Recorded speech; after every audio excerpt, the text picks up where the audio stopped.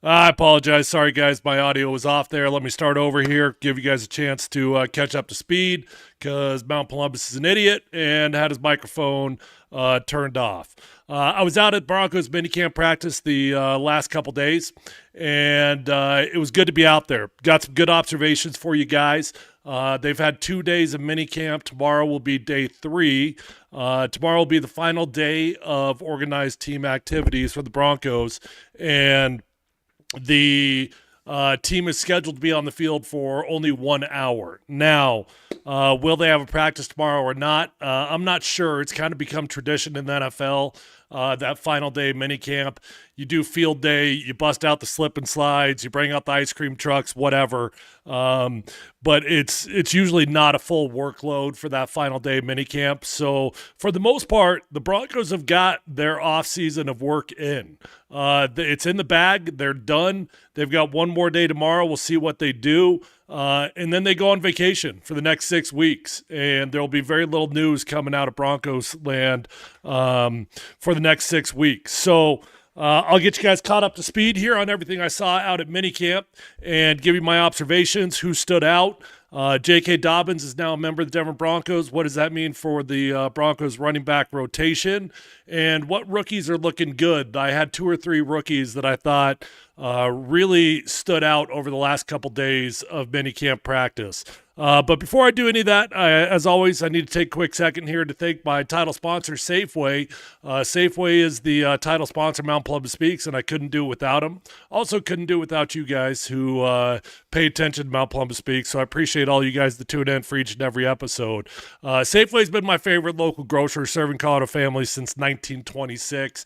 They're the only grocery store that I deal with, from fresh produce to tender cuts of meat. Safeway's got local fruits. They got vegetables from Colorado Farms, and they serve Colorado Proud Angus beef. So they're working as local and native as they possibly can. Safeway proudly supports Colorado Farms and local small businesses from Olathe Corn and Rocky Ford Melons to Palisade Peaches. So know that when you go to Safeway, you are supporting your local community. And learn more at Safeway.com or shop in your local store today. Safeway, fresh foods, local flavors, and make sure you download the Safeway app and put it on your cell phone because they make it super convenient to order your food online. You're going to save a bunch of money, and they will deliver it directly to your doorstep. Okay, first things first. Major takeaway from Broncos minicamp, it's kind of boring out there. You know, Scott Hastings, my partner on PhD, Polumbus Hastings and DMAC, he had that prediction that it was going to be boring, and he's not wrong. And what I mean by that is there's just not a lot of drama. There's very, very little drama with the Denver Broncos right now, and I think that's a good thing. I think that's a great thing. Look, it's been a long time. It's been a decade since the Broncos have had their quarterback solved, and they've got that solved. Bo Nix is your guy. Nobody's out there counting snaps. Nobody's charting his passes. Nobody's trying to figure out how many balls hit the ground, how many incompletions there are. Bo Nix is just the guy. And my last podcast that I did, if you missed it, check out my YouTube channel. Links in my bio if you're watching on Twitter right now. I broke down all the positional battles that are going on this football team, and there's very, very few. That's a great thing. Look, this team is as talented as they've been in years and years and years. And there's very, very few positional battles that are going on. That doesn't mean that there's nothing to be learned out there. And over the last couple days, I would say that there's been a few guys that have stood out rookie-wise. One guy that I want to shout out is a guy that I really didn't even intend on paying attention to. He just kind of caught my eye over the last 2 days, and that's rookie Savion Jones out of LSU. The Broncos have been blessed over the years to have defensive tackles. So defensive ends in a 3-4 scheme are very similar to defensive tackle in a 4-down scheme. In our scheme, they play that 4-eye position, which is on the inside shoulder of the tackle. And Savion Jones, think Zach Allen, Jonathan Franklin Myers. Traditionally speaking, these guys do not get after the passer. They're not guys that are built to pass rush. They're guys that are built to two gap. What that means is you're responsible for the inside gap, you're responsible for the outside gap, and your main responsibility is just to keep offensive linemen off of your linebackers so your linebackers can make plays. And the Broncos are just freaking stacked right now with pass rushers. They are stacked on the outside with Nick Bonito and Jonathan Cooper and the younger players that are behind those guys. And they are stacked on the interior of the defensive line as well. DJ Jones is your nose tackle, Zach Allen and Jonathan Franklin Myers. Those are your three starting defensive linemen. But they've got some dudes, man. We all know what Zach Allen can do. And the way that guy gets after the QB, it's a real blessing when you play in a 3-4 scheme and you've got a defensive end that can get after the QB like that. I think Savion Jones is going to be another one. Savion Jones out of LSU, I was watching him really, really closely today, and that dude's got great hands. Really, really good hands. You know, as a defensive tackle, you're constantly trying to get offensive linemen's hands off of your chest. So you got your ninja moves, you got your chops, you got your wipers, you got your rips, you got your swim moves, all those sorts of things. And Savion Jones is very, very active. Been pretty damn cool to see some potential that I think we're going to have in that young pass rusher. And then all of a sudden, as I'm watching Savion Jones, I really hadn't paid attention to Q Robinson at all. Q Robinson out of Alabama, who's going to be more of an edge rusher than he is an interior defensive lineman. This guy is wrecking shop. This guy's in the backfield wrecking shop left and right, and every time I look at the backfield, Q Robinson is forcing Jared Stidham or forcing Sam Ellinger off the spot and forcing those guys to get rid of the football much quicker than they want to. I didn't bring up Bo Nix because usually when Q Robinson has been on the field, he's been going up against the number 2 offensive line, the number 2 QB, or the number 3 QB. That's Jared Stidham and Sam Ellinger. But I'm really excited about these 2 defensive linemen that the Broncos drafted. Q Robinson is going to be a good player. I don't know how much they will plan on playing him this year, but one thing that Sean Payton said yesterday at his press conference, or maybe it was today, I forget, he brought up Nick Bonito's snap count, which I don't know. I didn't think Nick Bonito was playing too many snaps last year. Nick Bonito seemed awfully fresh and awfully sharp every time he was out there on the field. He was an explosive football player. But Sean Payton said that the Broncos need to be careful with how many reps they're giving Nick Bonito throughout the season. So that opens up opportunities for guys like Hugh Robinson, younger pass rushers, to get on the field. And when you play in the defensive line, you're always going to be it's not like offensive line where just the starting 5 play and they play every single snap of the game. When you play on the defensive line, all you got to do is get in the rotation and you will be on the field contributing in some form or fashion. RJ Harvey looks really good. He does. But I'm really glad the Broncos brought in J.K. Dobbins. If you missed the news, Broncos signed J.K. Dobbins yesterday, running back from the Chargers, who had a fantastic season last year. I like J.K. Dobbins, and I think the Broncos are really fortunate that J.K. was on the street. Well, actually, he wasn't on the street. He was tendered by the Chargers, but that meant that another team could still offer him a deal, and he could leave if he wanted to. But the Broncos are really fortunate that he was available, because as much as I like R.J. Harvey and as much as I'm excited about R.J. Harvey, I don't think anybody is really excited about R.J. Harvey having to be a 3-down back. You know, can R.J. Harvey carry the rock on 1st and 2nd down? Yeah. And I'm excited to see what that's going to look like. Do we want R.J. Harvey being our featured back on 3rd down and pass protection when it gets more complex and he's got to view the blitzes? It's nice to have a veteran body in the building. And J.K. Dobbins is just a good football player. The Broncos got better. Running back, earlier in the show, I was talking about how few positional battles there are on the football team. Well, running back is one of the few battles that there actually will be. R.J. Harvey was drafted in the 2nd round. And at some point this year, he will be your featured running back.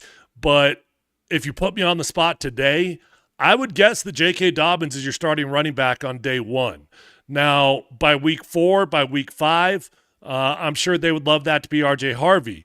But there's no reason to rush the young football player on the field more than you have to.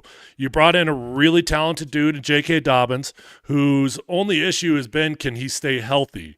When he's healthy, he's a damn good running back. Matter of fact, J.K. Dobbins ran for 905 yards last year, and he missed 4 football games. So was almost a 1,000-yard rusher, and he only played in 13 games.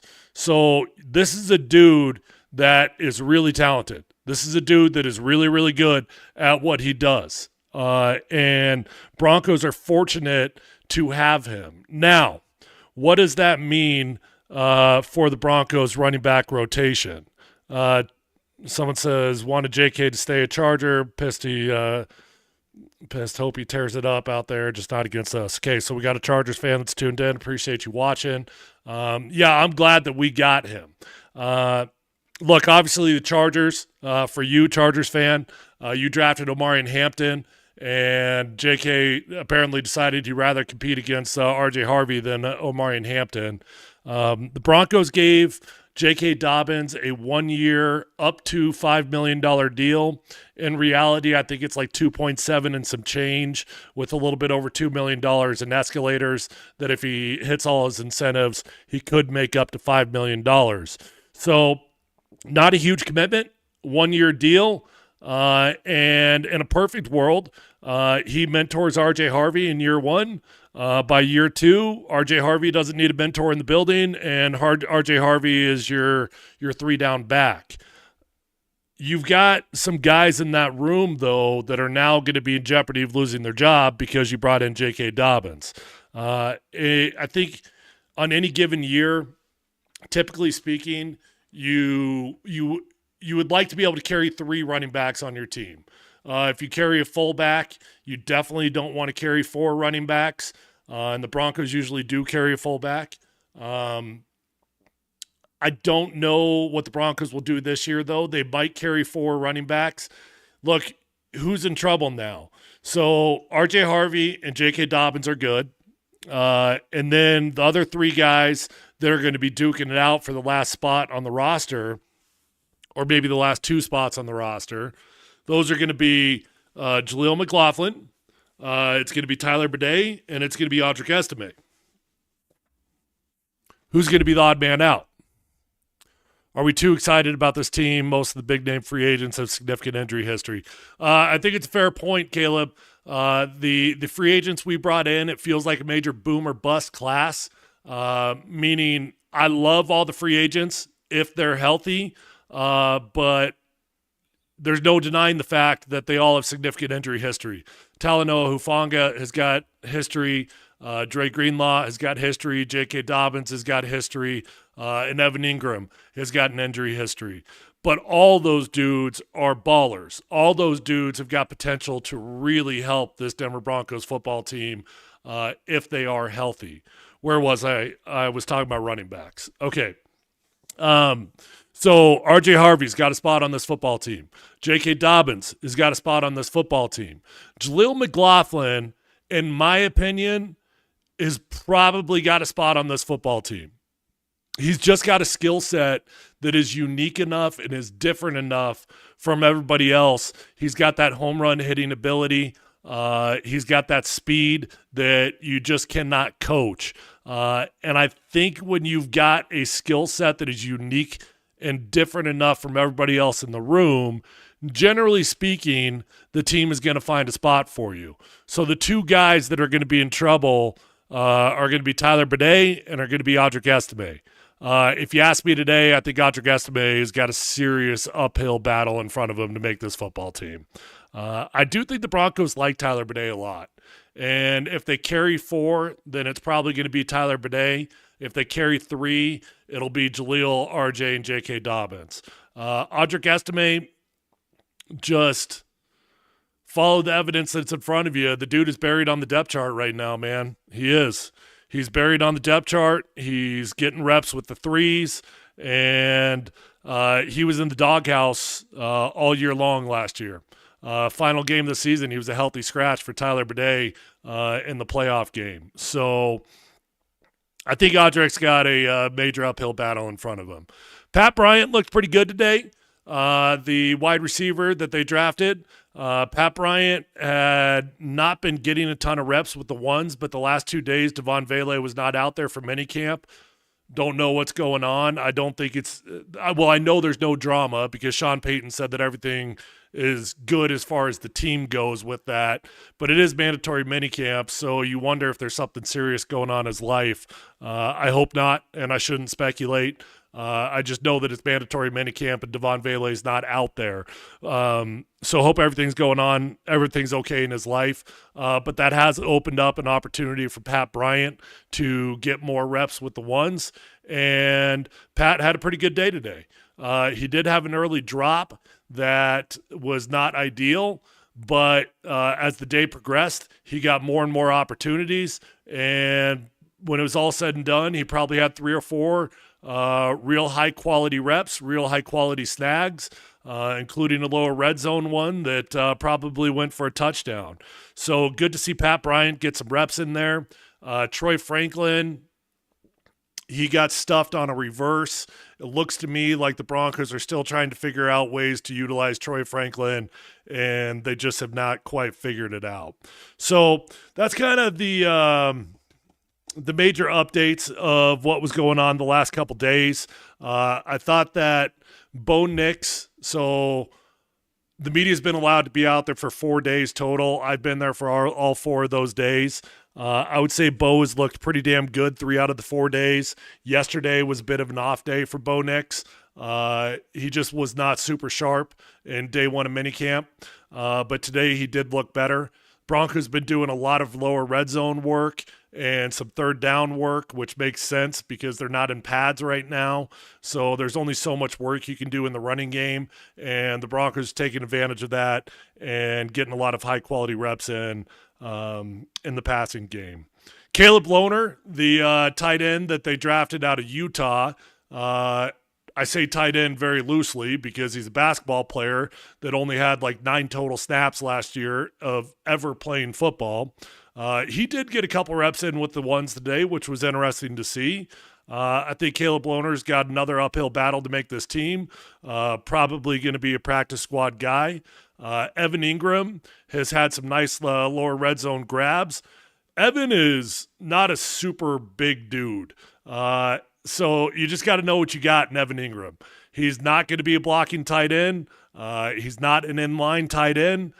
He's not even as big as your number 1 wide receiver. Cortland Sutton is flat out bigger than your starting tight end.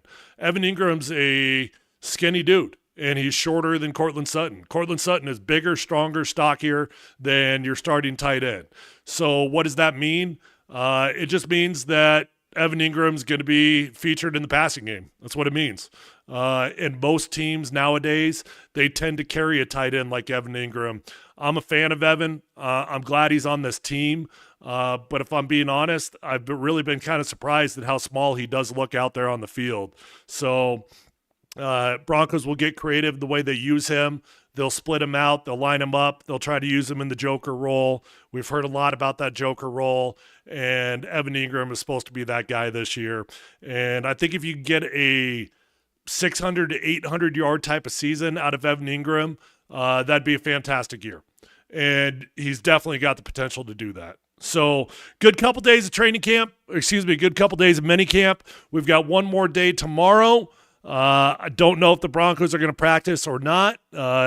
Sean Payton said that they were going to, but I think it's going to be an abbreviated one if they are out there on the field. And then the Broncos go on vacation for the next 6 weeks. And as a Broncos fan, this is the period that you just cross your fingers and you hope and pray you don't hear any news about the Broncos, because if you hear news over the next 6 weeks, it's generally because somebody got arrested or somebody did something stupid. So cross your fingers that you've got a bunch of mature football players on this team. Everybody handles their business. Nobody does anything stupid. Don't have any immature guys. And you get back to training camp healthy and without any drama. Appreciate you guys tuning in. Thank you to Safeway, the title sponsor, Mount Polumbus Speaks. If you've not subscribed to my podcast, please hit that link in my bio on Twitter or on X and go on over to YouTube and hit subscribe. It'll take you a total of 5 seconds if you haven't done it. That's where all my content lives. It all lives over there on YouTube. And if you enjoy Mount Polumbus Speaks, just know you're doing me a huge solid by going over there and hitting subscribe. Okay, appreciate you guys tuning in. I will be back with you guys